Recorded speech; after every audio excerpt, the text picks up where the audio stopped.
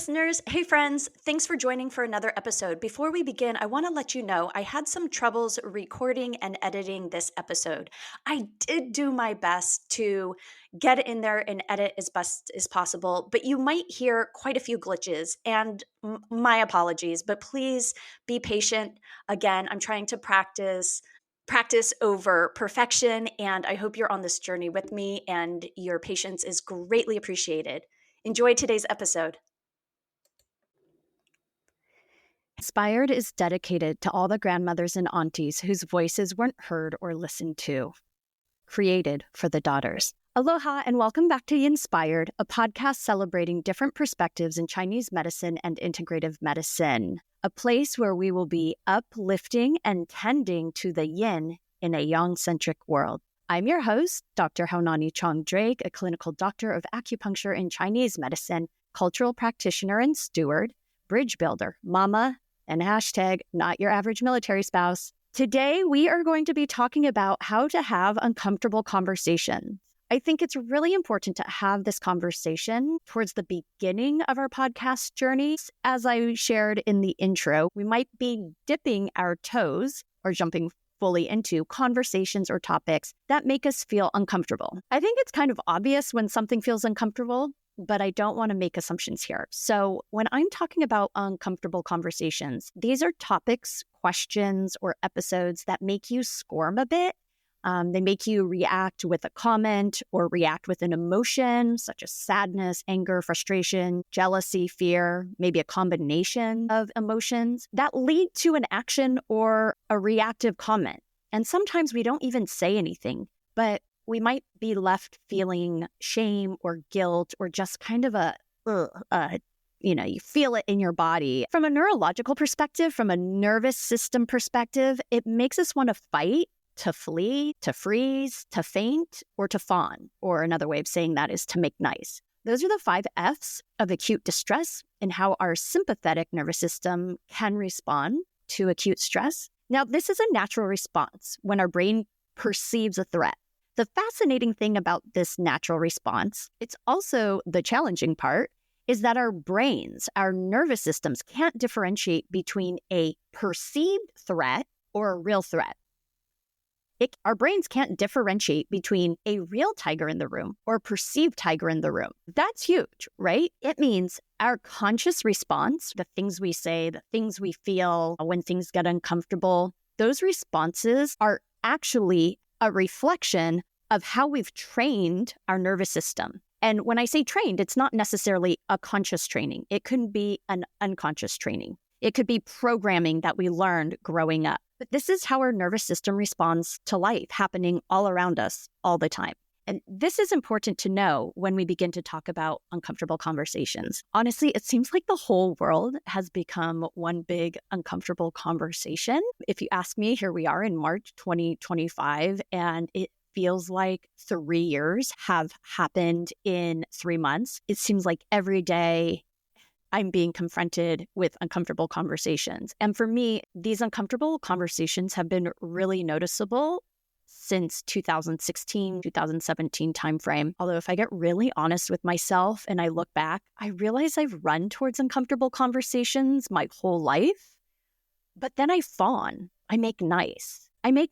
Or my go-to, my coping mechanism was to people please. Yeah, I would run towards these uncomfortable conversations. Put me in, coach, let's have them. And then I would sit there and people please. I make nice or people please in uncomfortable conversations or situations in an effort to feel like I'm making myself safe and therefore others safe. Yeah, I grew up in a family and in a background in a culture knowing I didn't want to ruffle feathers. I learned at a young age if I could people please and not ruffle feathers, that would be a good thing for me. Again, I don't consciously remember taking this on, but at some point I learned this. Again, our brain cannot decipher between a perceived threat and an actual threat.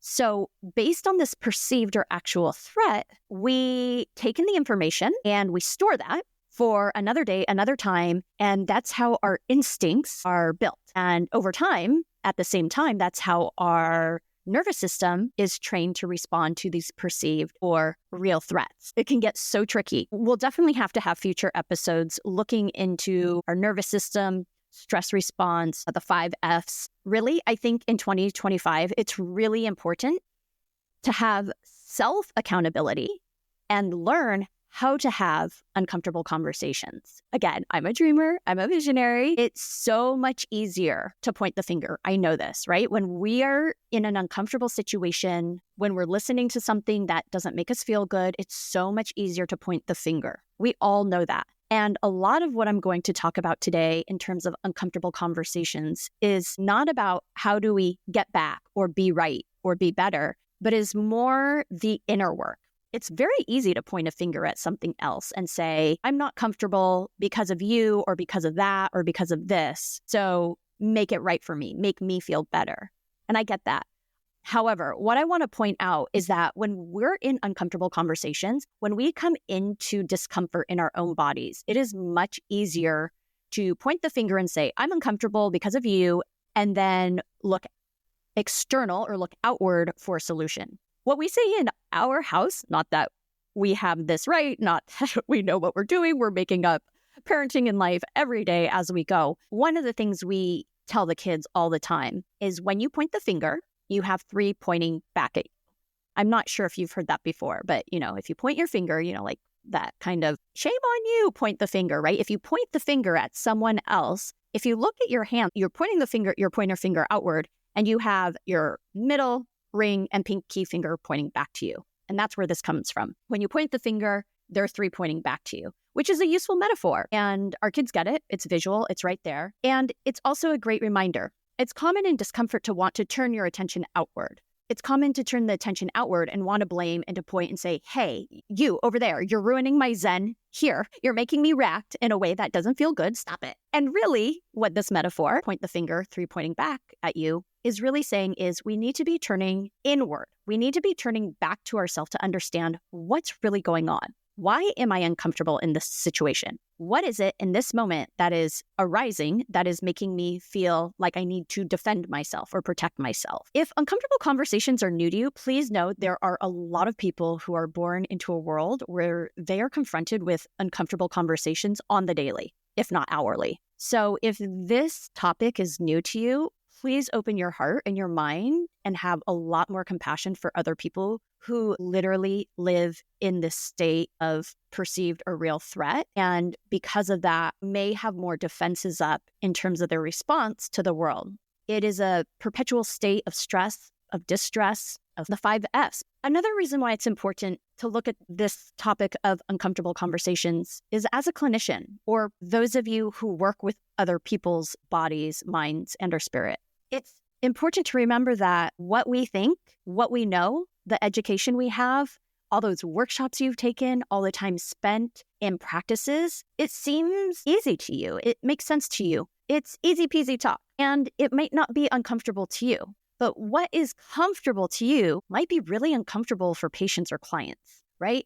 Different cultures, different societies, different influences in a person's life have different meaning. And therefore, there might be different taboos around certain topics. They have different ethos around what is acceptable to talk about and what is not. And for those of us in healthcare or in holistic health and integrative medicine, a lot of our conversation revolves around bodily functions or falls into talking about emotions or the mind. And it might fall into one of these uncomfortable conversations or these uncomfortable categories. With that said, I think it's really important as clinicians or people who work with clients or patients to remember that part of our job, part of our professional practice is to cultivate spaces where our clients or patients are able to speak candidly, truthfully, and openly without the fear of judgment, guilt, or shame. And at the same time, I'm not saying as a clinician or a practitioner who works with other people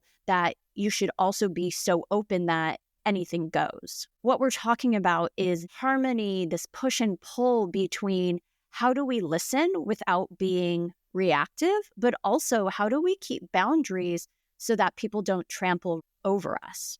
We've all had that experience, or if you haven't, lucky for you, but I've heard some really inappropriate things in the clinic, in my clinic space, and I have had to learn over the years how to set those boundaries that this is not appropriate. But for now, I want to talk about how we can enter into uncomfortable conversations while not abandoning ourselves and allowing ourselves to exercise our nervous system in new ways to become more resilient. In this conversation, I want to start with frameworks of how to enter, how to consider, and how to engage in uncomfortable conversations. And then we'll talk about the actual tips and how-tos. While I'm sharing this topic with you today, I want to be very clear that this is still a major practice in my own life. Honestly, I don't think it was until my 40s that I truly began realizing my own patterns and started to lean into discomfort in social situations. Again, like I said, I used to run towards the discomfort aspect in my own body and uncomfortable situations, but then I would sit there and people please. Looking back, I put myself in some pretty precarious situations. Also, discomfort in my body was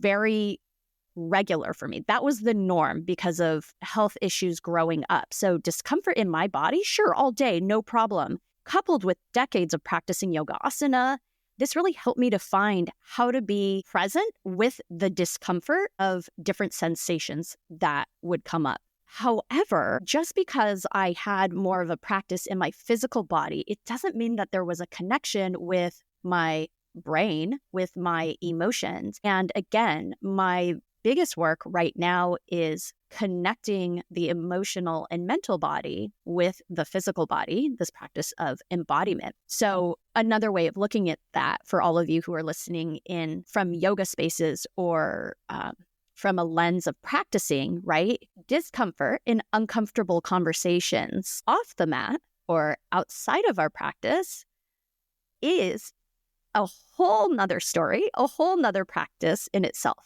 So it's something we need to continue to work on. Again, I'm no expert. I'm going through it as I'm having this conversation. I'm just sharing what has worked for me in hopes that it might be useful for you, one of you out there. Another thing before I go into the frameworks is to let you know, I don't think there is one right way or one right answer here, especially when we're talking about discomfort. There's no right or wrong here. It's not a bad thing. It's not a good thing. It's just something all of us are going to have in our lives. My goal is to just broaden our horizons, broaden our definitions, and encourage us to consider how we approach discomfort or uncomfortable situations or conversations in our life with a way of allowing ourselves to be less in shame, less guilt, and perhaps less reactivity. I know that's a tall order. Again, I'm a dreamer, but here we go. So going into frameworks of how do we enter uncomfortable conversations, I want to share that for many years and decades of being an educator and a teacher, I really tried to facilitate creating spaces that felt safe. And many of you have heard this term, safe space. If you're in the holistic health world, in integrative medicine, in the wellness industry, in educational settings, you'll hear this term a lot, safe space. And for decades, I tried to create this safe space. It really felt important to me. However, I have to say, it never worked and it always felt kind of off the mark. And yet it was something I was still striving for. So one of the biggest shifts that really allowed there to be more freedom and reflected more of what I was experiencing in group settings and individual one-on-one settings was this idea of brave space. Yeah, you heard me, brave space. Brave space is different from a safe space. And I know that safe space has become really cliche. You'll hear it all the time. But what does that mean? And while the first times I heard the term safe space, my heart was like, yes, yeah, let's do it. It sounds awesome. In practice, like I said, it never came true. So let me be clear here. Maybe I'm a crappy teacher. Maybe I'm not as great as I thought, but it was at least something that I was consciously aware of. I was working towards, in the early 2000s, taking trauma-sensitive trainings before that was even commonplace. I really understood the clinical space, the group education space, especially in yoga spaces in holistic health and breathwork practices, required a level of container holding that needed to be held with really strong boundaries, but also with openness. It seemed like there was a huge juxtaposition there. And so the other thing, as a practitioner, someone who would go into other people's spaces for a practice or to go into clinical spaces as a patient, and I would hear them also talk about creating safe space, or it was on their website or it was in their marketing. I liked it. It drew me to them because of that. And at the same time, it was never right on the mark either, right? So for me, striving for that in terms of creating the container, but then also as a patient or client, it always felt like it was a great idea, but it was not really hitting the mark, at least for me. I've been in a lot of group settings. I'm an outward person. I'm an extrovert.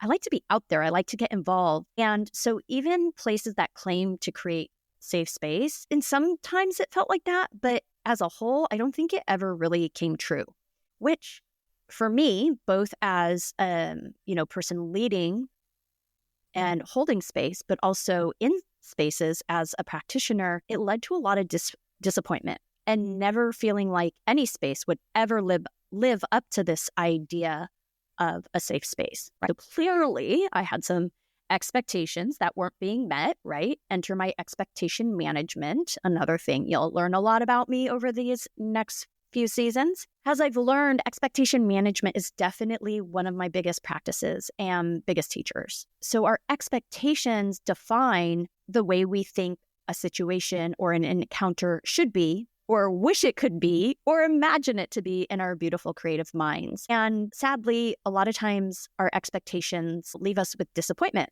It's not how reality is going to turn out, right?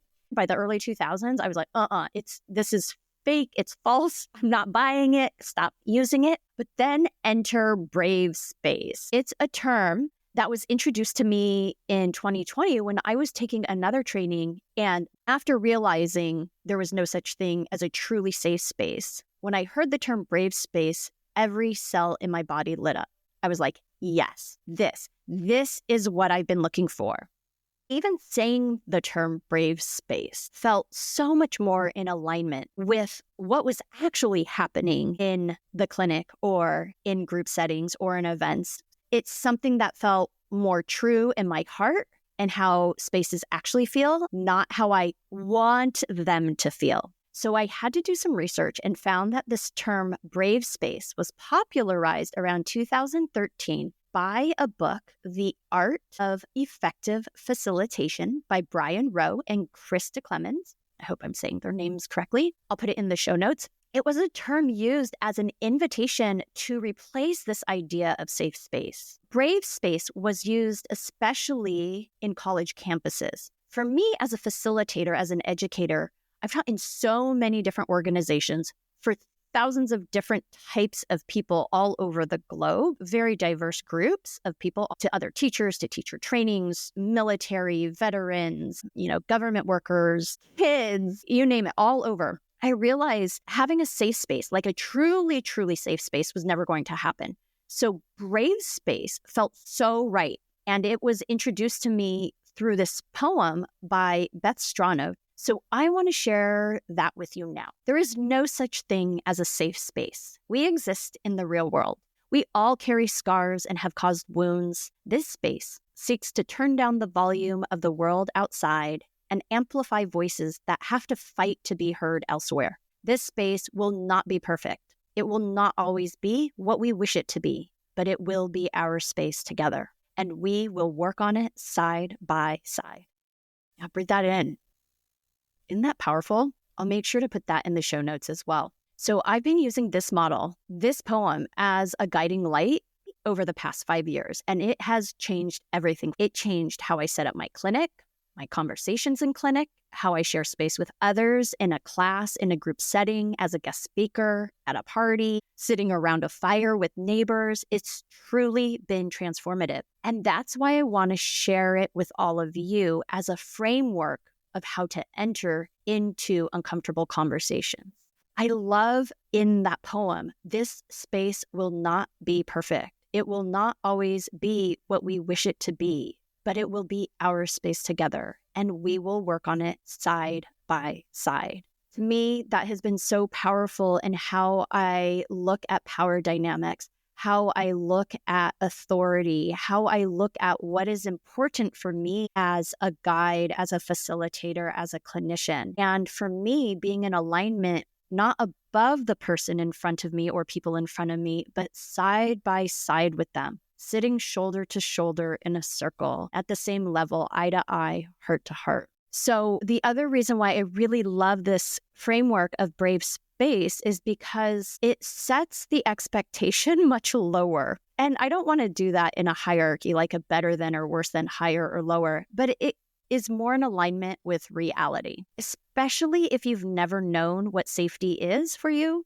If you are continuing to work through how your nervous system responds to perceived and real threats, and they can be at the same time, we don't really know truly what it means to be safe. And so if we don't know that, how do we create safe space or enter into these spaces that are supposed to be safe? My version of safety is very different from my almost 6 foot tall Caucasian, very, very strong military active duty spouse. There's no way I could ever truly create a safe space because honestly, my nervous system barely knows what it means to be safe. I can make safe enough space by taking into consideration accessible options, language choices, learning styles. But when I get really, really, truly honest with myself, it was never going to be safe for everyone. I also began to realize if I get stuck in my perfectionist mode, if I try to make the outside or space as safe as possible, I'm going to waste a lot of my own precious time and resources and energy, my self-energy, my chi. Not all of it, but a lot of time is going to be wasted because no matter how perfect I think it's going to be, no matter how safe I think I've created a space to be, it's not always going to be safe for someone else's nervous system and someone else's experience. And I'm setting not only myself up for failure because I didn't create that safe space, but also if I call it a safe space and another person walks in and their nervous system is not feeling that and they're expecting it, I've also set them up for disappointment and for them to potentially be back in a stressful situation. So what I've learned is while it's something we can still work towards, I think it's important to still work towards safe spaces. What I try to work to create is a brave space, and recognizing that in this brave space, side by side with a person or people I'm working with, that together we can learn how to regulate our nervous systems. As the facilitator or clinician, how your nervous system is in that space will help to regulate others. Again, trying to create a safe space, while it's ideal, I just can't see it ever truly happening in public spaces. In spaces where we're inviting strangers to meet with each other. There are just too many variables. Again, I think we should still try. We can still move towards that as a goal. But what I'm saying is to reduce that perfectionist mentality, we can realign ourselves or consider a brave space, one where we get to show up just as we are, who we are, and to show up in a way for us to hold whatever shows up in that space. There's no hierarchy, no better than, no right, no wrong, just what is. So I'm going to really recommend and really encourage you to reread that poem. Maybe find it for yourself or go to the show notes and read it and use it as a compass for creating your own spaces in the clinic or out in the world. It's a great practice. It's a great framework. Also, as I discussed, it might seem that brave space and safe space feel like outer work, external work, because space denotes something outside of ourselves. But truly, this is still inner work, self-reflection, contemplative work. Another framework I want to share is one I learned as a faculty member and clinician at William & Mary. Since William & Mary encourages freedom of speech and diversity of thought and perspective, they really lean into learning how to engage in uncomfortable conversations in the classroom and outside of the classroom. One of the resources that was shared with me has been so helpful, so I want to share it with you. It's the Aspen Institute's Better Arguments Framework. Again, I'll put this all in the show notes, but the Better Arguments Framework highlights principles noting, quote unquote, American civic life doesn't need fewer arguments. It needs better arguments. I just love that framework because it's very unrealistic for us to think we'll never argue again. We'll just be peace, love, and no fighting, no war, no disagreement. That's not based in reality. Love the idea. My heart says yes to it. It sings to it. And reality is there's always going to be disagreements. And that's actually the juice of life. So rather than avoiding it, how can we have frameworks that align us to staying present with what other people are saying? I want to just share with you 5 of their main principles that they use for better arguments. First, take winning off the table. Lead with a desire to understand and learn. When you take winning off the table, you begin to come from a place of wanting to understand and learn, not needing to be right. Number 2, prioritize relationships and listen passionately. This is about building honest connection. Again, not needing to be better than someone else or to be more right than someone else, but it's really about building connection. 3, pay attention to context. This is huge. And in Chinese medicine, we get this all the time because our medicine doesn't exist without understanding context, without understanding relationship. However, even in an uncomfortable conversation, in a disagreement, in a heated situation, we need to pay attention to context. We need to acknowledge the many factors that may be influencing beliefs or an event or a situation. 4, embrace vulnerability. So much easier said than done, all of these, but especially this one, right? Consider the benefits of what happens when you become vulnerable, when you begin to open up and be honest with each other. Again, not coming from a place of needing to be right or to win this argument or to your belief is better than someone else's, but to just open up, consider those benefits. And then 5th, make room to transform. Not only are you taking winning off the table, you're making connection, you're understanding context, and you yourself are willing to be honest and open. But then there's that next step, which is how might this open me to new or varied perspectives? I love that framework, and I think it's wonderful to consider. For those of you who have read The 4 Agreements by Don Miguel Ruiz, a book on personal freedom based on Toltec wisdom, and it's another great framework to bring into uncomfortable conversations. So let me just remind you what those 4 agreements are. Number 1, be impeccable with your word. Words can be tools or weapons. So when we're choosing to use our words, use them mindfully. Be aware of the words you're using. Are you using it as a tool or are you using it as a weapon? Number 2, don't take anything personally. Another one, easier said than done, especially when discomfort creeps in.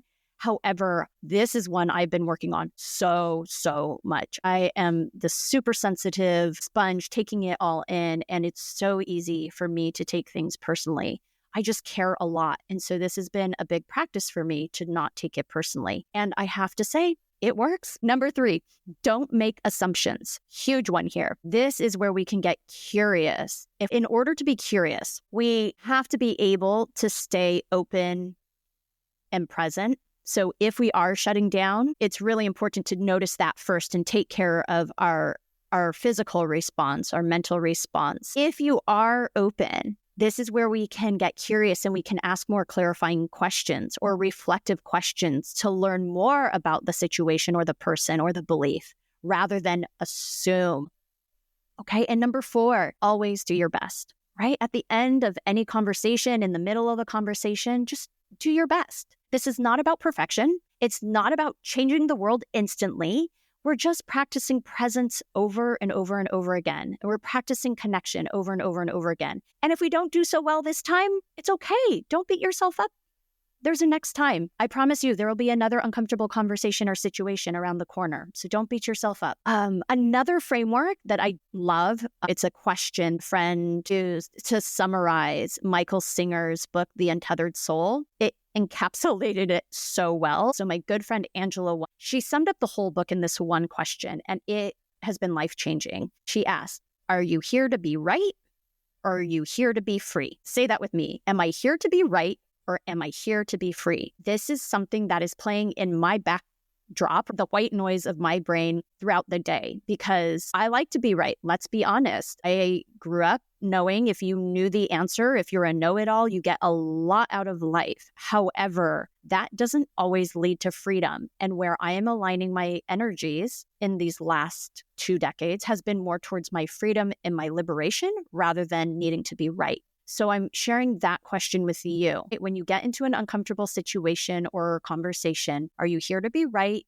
or are you here to be free? If I can remember to ask myself this in the middle of an uncomfortable conversation, I often find myself leaning into the freedom side, which then triggers a cascade of all the previous frameworks. I don't take it personally. I don't make assumptions. I take winning off the table. I listen passionately. I pay attention to context. I'll then engage in asking questions to find clarity as a reflection mechanism, asking curious questions to find out what they're really saying, what is the context, what are all the different other ideas playing into this uncomfortable conversation. Okay, so now that we've discussed some frameworks to enter into uncomfortable conversations, let's talk about how to have uncomfortable conversations. First things first, before we get there, I think this will really help a lot of us understand the framework we're coming from when it comes to creating new patterns. So I want you to fill in the blank. Okay, so fill in the blank for this next phrase. Practice makes fill in the blank. What came up for you there? How you answer that will tell you a lot about how you were raised and where your compass is pointed towards. If you said perfect, practice makes perfect, I want to ask you if there is such thing as perfect or perfection. If you answered better, practice makes better, I want to challenge that by asking, if you practice something repetitively, but you're practicing with the wrong form or wrong tools, will you actually be getting better? Okay, this is where I'm going to lean into some Chinese medicine education background and philosophy. About 10 years ago, thanks to being a mom and hearing myself say stuff over and over and over and over and over again, and at the time I was saying practice makes perfect, I realized what a lie I was telling myself and had this aha moment. And I quickly realized practice doesn't do anything except make patterns. Practice makes patterns. Now, everyone in Chinese medicine will get this light bulb moment, right? Bing, of course. But I want you to say it with me. Practice makes patterns. Say it. Practice makes patterns. When you say that, how does that land in your body? How does that feel? How does that feel similar or different from your previous practice makes perfect or practice makes better, whatever you said earlier? How we practice and have uncomfortable conversations will create patterns, like I said earlier at the beginning of this podcast. This pattern tends to repeat itself until acted upon in a new way. It's physics. It's inertia, right? It's the laws of physics. But first things first, we have to notice what happens in ourselves, in our bodies, in our mind, in our emotions during these uncomfortable situations or conversations. How do you tend to react? What's your go-to? First, we have to notice. Noticing how you react will show you what pattern you naturally go into because you've had practice in uncomfortable situations and conversations your whole life, and that's the pattern you're currently in.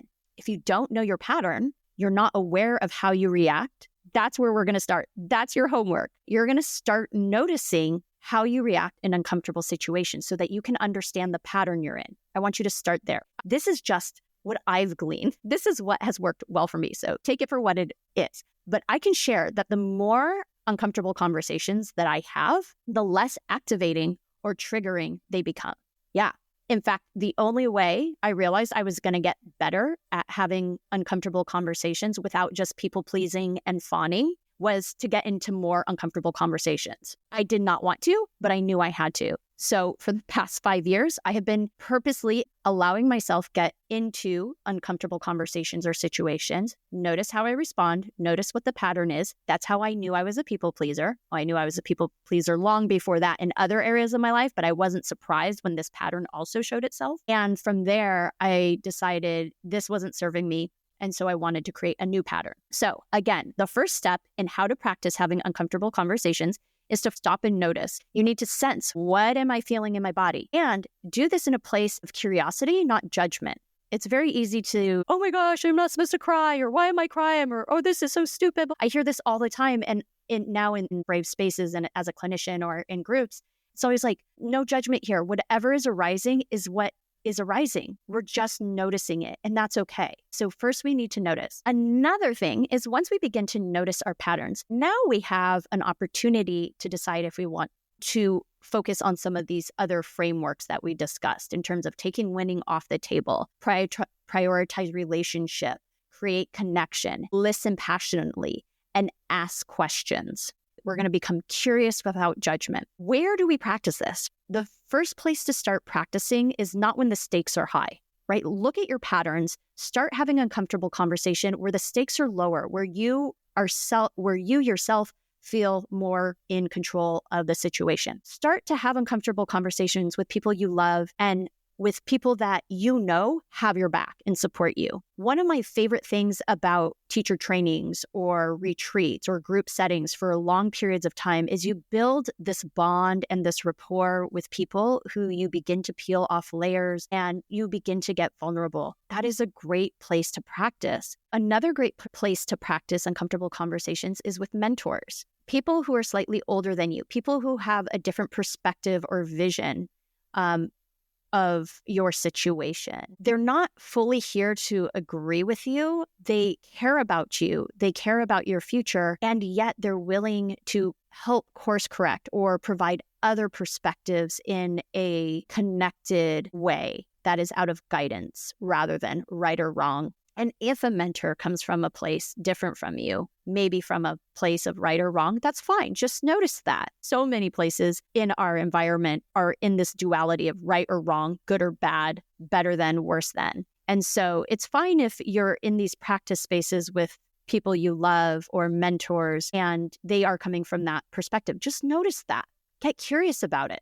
Another great place to practice this is within your state professional associations or a professional group. So if you're a yoga teacher, getting involved with local yoga teachers in your area. If you're a licensed acupuncturist or Chinese medicine practitioner, joining your state professional association and staying engaged. A lot of these state organizations, especially in Chinese medicine and for licensed acupuncturists, is they do a lot of advocacy work, not only education, but education at the state level and also through legislative processes. And I know for me, I was really excited by the idea, but it was terrifying, the thought that I would go have conversations with people with that much power at the state level. And one of the greatest things that happened, again, practicing having uncomfortable conversations, is I really got into advocacy and legislative work through my state association. And I have found I love it. It is so much fun. My husband reminded me my first day that I was headed to Richmond, I was so nervous. And he reminded me, your reps work for you. They get paid by our tax money. So even though I was terrified and scared and nervous, all of a sudden I was like, oh yeah, they work for me. They want to hear from me. And that made all the difference. It took winning off the table or needing to prove anything. I was like, oh, we're here for each other. It's a really eye-opening and constructive way to use your time to get involved and to practice uncomfortable conversations. Again, so practice with people that love you and support you, or in group settings where you've built that rapport. Practice with mentors, your state associations, your professional groups. Those are all great places to practice with other people. Another great place to practice noticing how you respond, how your body responds to discomfort, is through the medium of podcasts or TV. But podcasts, they're a great place to practice because you have all the control here. You can so easily turn off or hit pause on your TV or whatever's playing on your computer. There's nothing in the world, once you start listening to something or watching something, that requires you to sit there and listen to the end, right? Unless you're in a classroom, unless you're at an event. But if you are by yourself listening or watching something, you have the agency to pause or stop it the minute you begin to notice or something arises. This is why I love the format of podcasts, because they have been so instrumental in helping me. I can listen to whatever I want, whenever I want. And I purposely choose to listen to podcasts with artists, with thought leaders, with professionals who I don't agree with what they have to say. Another podcast I love is called Uncomfortable Conversations with Josh Zepps. For me, this was such an outstanding way to actually see, almost like a mentor, how that host, Josh, would enter into uncomfortable conversations, how they would stay present, how he'd stay open and not become super reactive. It's so fascinating to listen to his conversations and really see how these frameworks play out in a way that leads to incredibly fascinating conversations that I don't think would otherwise be fascinating, except that he's so able to stay open and present and ask very, very interesting questions. It stays open to the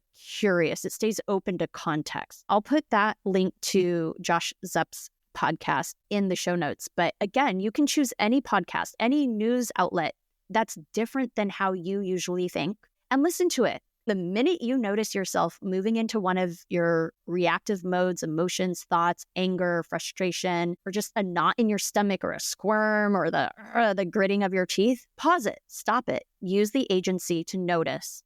Okay.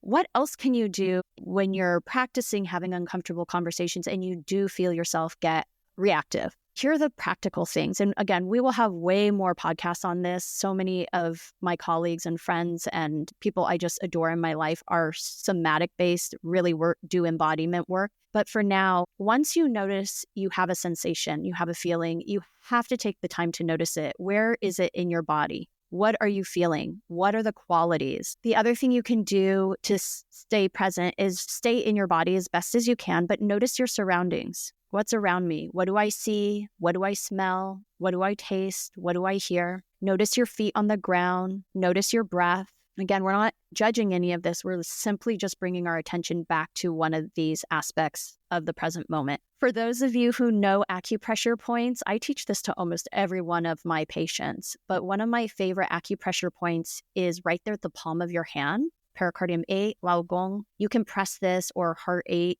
just a big general spot in the middle of your palm. I'll try to picture and post that on the show notes. You can use this anytime. You can be standing in a line, you can be at a conference, you can be at a huge event and sit there and your one hand is pressing into the palm of your hand to massage those points. For me, I feel my breath widen and this big, huge pressure relief. Again, we can get into more of these in other episodes, or if you have questions, head over to Substack to Inspired, where all the show notes are, and ask questions. There is a forum over there for us to continue these conversations. All right. I hope you found this podcast to be supportive and informative. Just to recap, understand there's no one right way to have uncomfortable conversations, but to keep doing the same thing over and over, expecting different results, is just unrealistic and probably incredibly frustrating for you and others. Now, it's up to you if you want to create a new pattern, or you can go ahead doing what you're doing, but please know nothing changes unless we create new patterns. Transformation is not going to happen overnight. So another piece of homework or contemplation for you is to think about what are your beliefs or frameworks around uncomfortable conversations. How does this inform how you engage with them? Also, can you begin to look at them in a new way or in a framework that we shared with you today? Remember that practice makes patterns. Say it one more time. Practice makes patterns. Doesn't that feel good in your body? It does for me. So again, we need to start with noticing. We must notice how we react before we can change anything. Find people that love and support you. Find groups of people to have brave conversations and to start practicing creating brave space. Start listening to other podcasts or other forms of media that might push the envelope for you. And again, notice how you react. Use your agency to hit pause, to hit stop, or take a break, and then return to it when you're ready. All right, I'd love to hear from you. What are some other things, some other tips, some tools, poems, songs that you've used to help you navigate uncomfortable conversations? Please subscribe and share this podcast with someone you know or love and help us make positive ripples in your community. If you would like to continue this conversation or would like to know more about Inspired, read the transcript of today's show and find all the resources and links discussed in today's episode, please subscribe to this podcast feed at substack.com and look for Inspired. It's free to join and you'll be emailed with every new episode along with the ability to comment and continue the conversations we started here today. From my heart to yours, create a day you love. This podcast is for entertainment, education, and inspirational purposes only. Nothing in this podcast is direct medical advice and does not establish a practitioner-patient relationship. Seek care from a highly trained medical provider for your healthcare concerns.